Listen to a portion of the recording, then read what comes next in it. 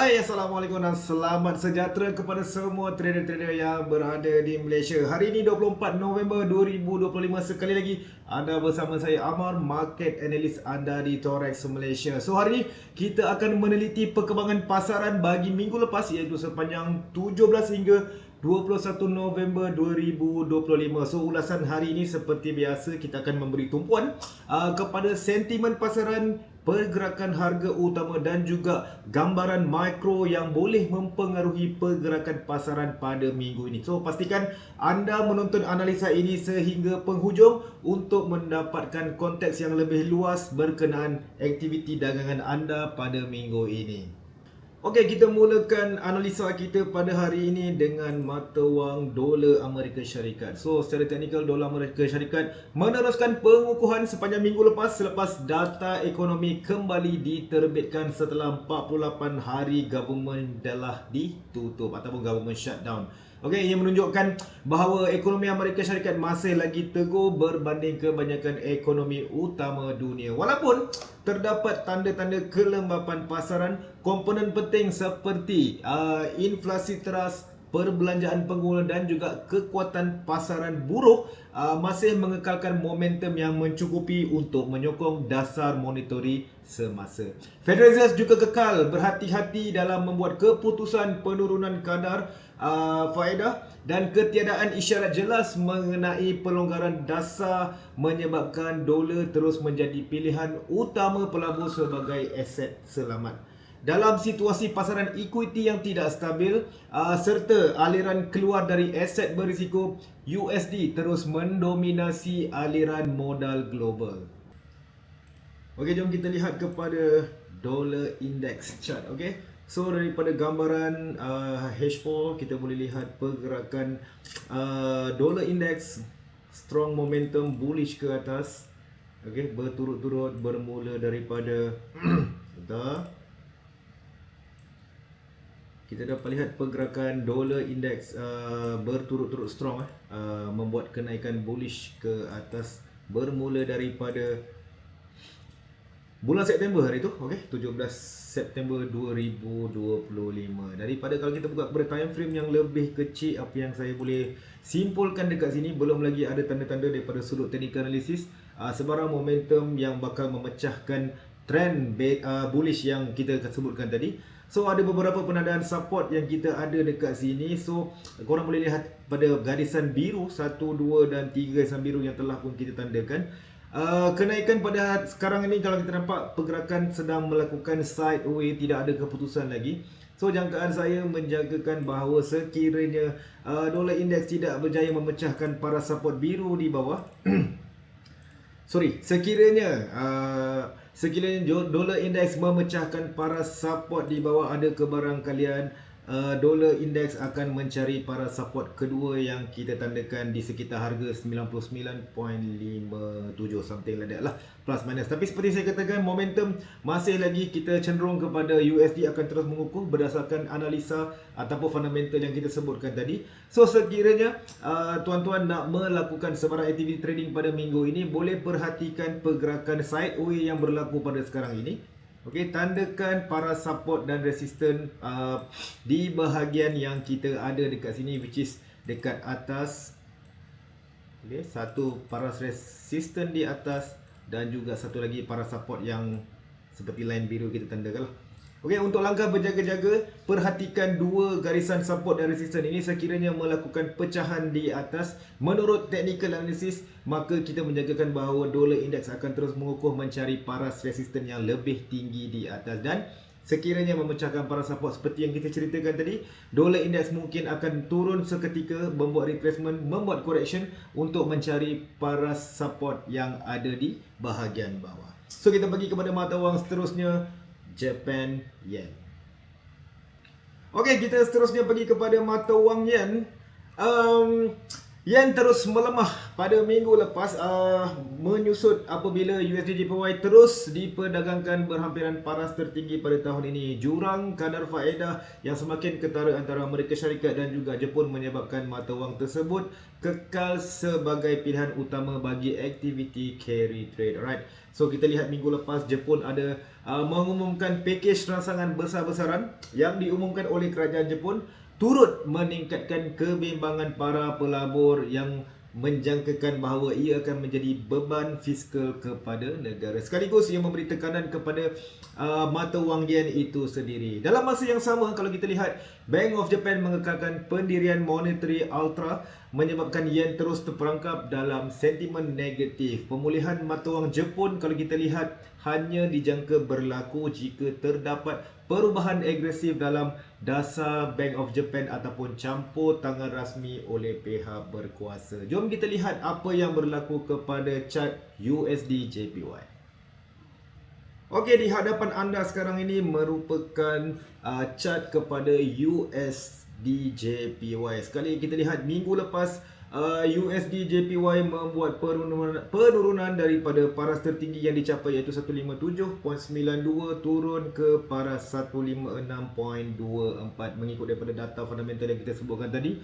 Kelemahan yen dan juga pengukuhan USD menyebabkan impak yang berlaku kepada chart yang seperti korang perhatikan sekarang. Tapi kalau kita lihat daripada sudut pandang yang lebih jauh, kita boleh lihat bahawa chart USD JPY masih lagi dalam momentum bullish trend. Okay? Masih lagi dalam momentum bullish trend. So kita ada buat penandaan support yang terdekat strong area support 1, 2 dan 3. Apa yang korang boleh lihat sini, saya menjangkakan bahawa chart USD JPY akan mencuba ke paras support di bawah sebelum meneruskan kenaikan ke atas. Itu pun sekiranya ada momentum yang menyebabkan lonjakan kepada mata wang Jepun di masa akan datang. Tetapi sekiranya kalau kita dapat lihat daripada pergerakan harga sekarang 156.77, okey, sekiranya paras harga sekarang melepasi area support yang kita tandakan, saya menjangkakan USD JPY akan terus melemah mencari paras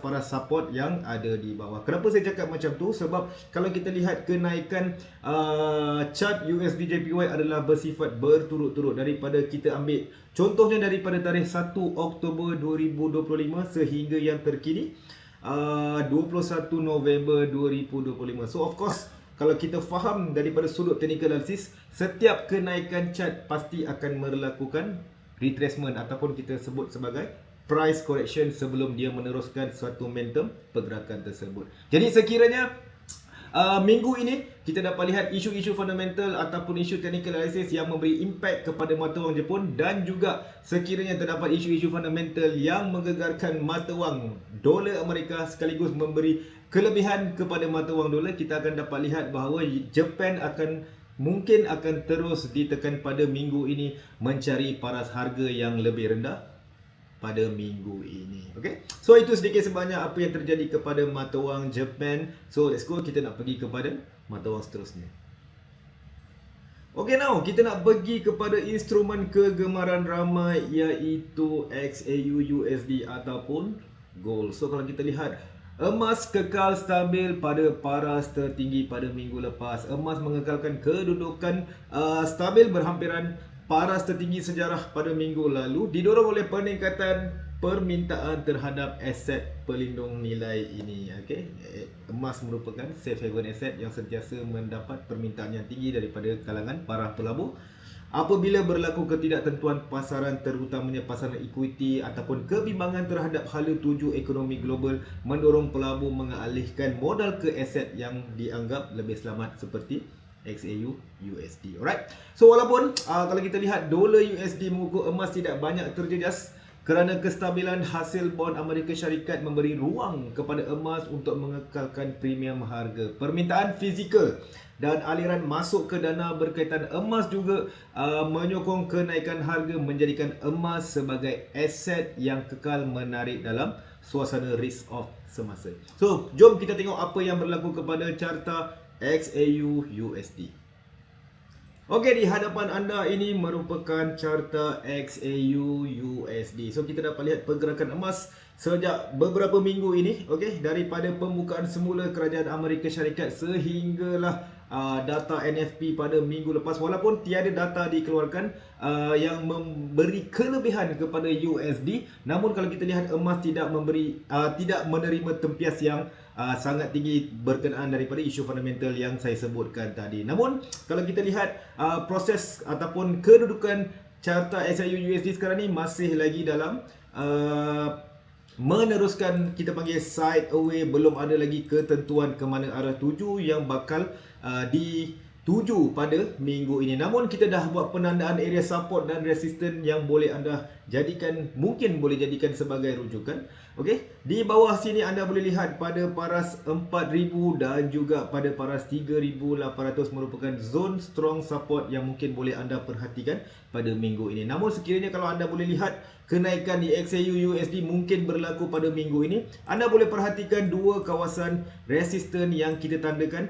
Satu pada harga 4233 dan satu lagi pada harga 4368 ataupun pada paras harga all time high yang pernah dicapai oleh emas pada minggu-minggu sebelum ini. So adakah gold akan mencuba sekali lagi paras harga tertinggi yang pernah dicapai sebelum ini? Sama-sama kita lihat apa yang berlaku kepada pasaran pada minggu ini. So next kita nak pergi kepada instrumen seterusnya, WTI ataupun crude oil. Okay, now kita nak buat ulasan ringkas terhadap minyak mentah. So minyak mentah menyambung penyusutan pada minggu lepas. Harga minyak mentah sekali lagi mencetuskan penurunan ataupun mencatatkan penurunan berikutan kebimbangan permintaan global yang dijangka berkurangan pada masa hadapan. Data penggunaan tenaga dari negara pengimport terbesar menunjukkan kelemahan, manakala pertumbuhan ekonomi global yang sederhana terus menekan prospek permintaan jangka sederhana. Walaupun OPEC meneruskan usaha menghadkan pengeluaran, pasaran masih melihat lebihan bekalan daripada pengeluar bebas sebagai faktor utama penghalang pemulihan harga. Buat masa ini, minyak kekal berada dalam tekanan dengan pelabur lebih berhati-hati mengimbangi risiko permintaan dan kestabilan bekalan global. Jom kita lihat apa yang berlaku kepada carta WTI. Okey, di hadapan anda sekarang ini merupakan carta WTI ataupun crude oil. Kita dapat lihat pergerakan harga crude oil daripada 24 Oktober 2025 sehingga yang terkini 25 November 2025, dalam tempoh sebulan pergerakan sedang melakukan penurunan secara perlahan. Namun kalau kita lihat belum lagi ada satu movement yang agresif. Okey, pergerakan kalau kita dapat lihat masih lagi turun naik. Pelabur berwaspada terhadap permintaan global seperti mana yang kita ceritakan pada minggu sebelum ini. So minggu lepas saya ada ceritakan tentang bagaimana impak daripada pengurangan permintaan daripada negara China terhadap minyak mentah menyebabkan para pelabur risau terhadap permintaan global, yang mana memberi impak kepada harga crude oil itu sendiri. Yang terkini harga crude oil sekarang berada di paras 57.82 Brent per barrel, So anda boleh lihat di hadapan anda, saya ada buat penandaan, membuat penandaan significant support dan resistance daripada sudut pandang technical analysis, di mana di bawah ada satu zone weak low yang berwarna biru. Sekiranya anda boleh perhatikan adakah akan berlaku impak ataupun adakah berlaku kita panggil reaksi daripada para support yang seperti saya tandakan. Sekiranya impak penurunan ini berterusan, so saya menjagakan bahawa crude oil akan terus membuat penurunan mencari paras harga terendah yang berada di bawah. Namun seperti yang saya sebutkan tadi, perhatikan dengan teliti terhadap paras weak low yang kita tandakan di sini. Perhatikan reaksi pasaran apa yang sedang berlaku. Mungkin akan berlaku kita panggil sebagai second retest kepada harga terendah yang pernah dicapai sebelum ini. Namun sekiranya anda boleh perhatikan, jika pasaran memberi reaksi kepada harga tersebut, berlakunya rebound kepada harga crude oil, anda boleh membuat penandaan di paras resisten yang saya tandakan di atas. Yang paling maksimum saya jangkakan bahawa crude oil akan mencuba mencari para strong height yang ada di hadapan korang. Walau apa macam mana sekalipun, perhatikan pergerakan pasar pada minggu ini, ambil tahu tentang alert tentang isu-isu fundamental yang sedang berlaku pada masa ini, dan berhati-hati dengan pergerakan pasaran yang sedang berlaku pada ketika ini. Okey, baik, itu sahaja ulasan kita pada minggu ini. Kita baru saja membuat ulasan tentang mata wang dolar, Japanese yen, gold dan juga crude oil. Okay, so saya harap video ini sedikit sebanyak memberi anda gambaran terhadap apa yang berlaku kepada pasaran dan sedikit sebanyak membantu anda untuk merancang strategi dagangan anda pada minggu ini. So seperti biasa, jika anda rasa video ini bermanfaat, jangan lupa terus ikuti kami di Torex Asia. Jangan lupa komen di bawah, share dan ajak lagi kawan-kawan ramai-ramai tonton video ini. Kita jumpa lagi pada Isnin minggu depan untuk ulasan pasaran mingguan seperti biasa. InsyaAllah. Assalamualaikum warahmatullahi wabarakatuh dan bye-bye.